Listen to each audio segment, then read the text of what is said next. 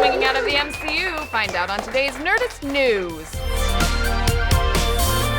Spider-Man Homecoming isn't even in theaters yet, and already Sony wants to snatch him back from the MCU. In an interview with Cosmic Book News, Homecoming producer and former Sony chief Amy Pascal praised Disney, Marvel, and Sony's selflessness in being able to work together like one big, happy, trillion-dollar corporatist family to create a Spider-Man movie that everyone can enjoy.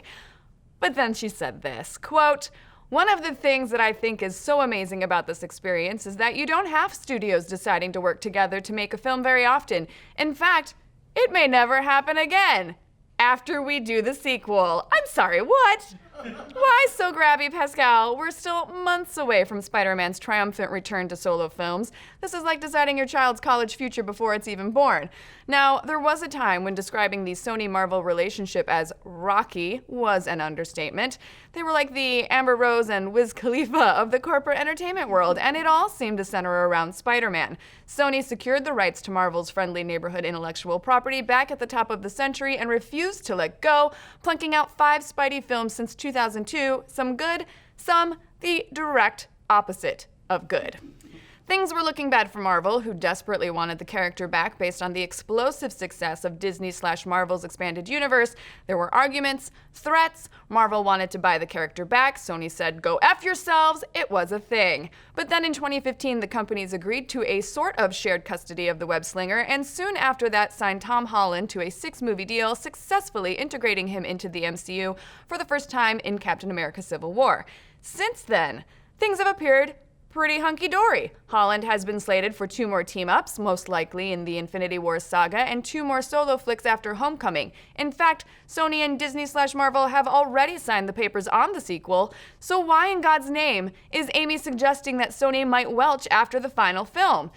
That's some business dynamite, especially since Tony Stark is Iron Manning his way all over the Homecoming trailer. Keep in mind, this could just be a struggling company's bluster straight from the mouth of a former high-powered exec known for blustering.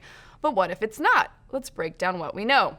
Since the success of Deadpool and Logan, Sony has announced a few more picks with some of the remaining Marvel IP that they still own the rights to.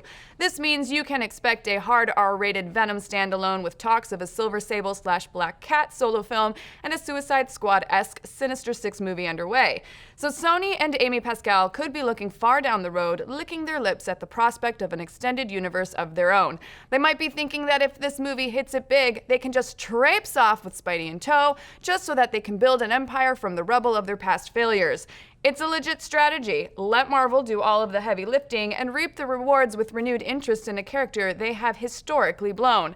But if Spider-Man Homecoming is a massive hit, bigger than Ant-Man and Doctor Strange, why wouldn't Sony just stay in bed with Marvel? We're guessing it will hinge on how well Homecoming does as well as the successes of Sony's other Spider-Verse films.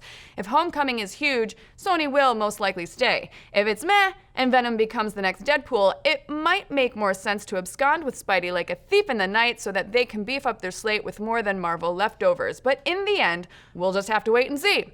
So what do you think? Will Homecoming be the blockbuster everyone's hoping for? Is Sony gonna swing off with Spider-Man after all is said and done? And if Silver Sable is a draw, what does that say for Marvel properties like Frogman and Angar the Screamer? Let's discuss. And ever wonder what that young Han Solo movie is gonna be like? Hopefully not like our awesomely hilarious new series Millennial Falcon. If you haven't caught the first 2 episodes, go see them right now. They're adorable, funny, and Star Warsy. What could be better? Really, what? I have a few things. No, but I've got a few. No. But 4 more episodes.